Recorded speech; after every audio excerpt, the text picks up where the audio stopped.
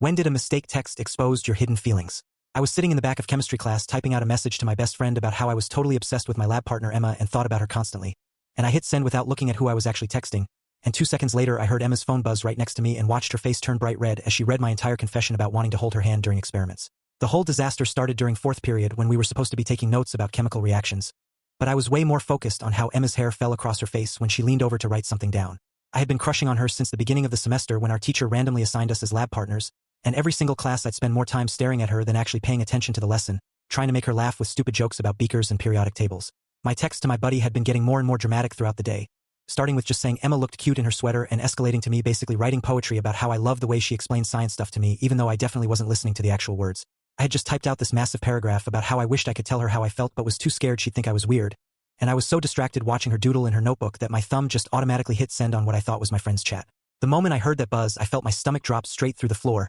and I slowly turned my head to see Emma staring at her phone screen with her mouth hanging open just a little bit. I wanted to grab my backpack and literally sprint out of the classroom and transfer to a different school in a different state. But before I could move, Emma slid a piece of paper across our lab table with shaky handwriting that said,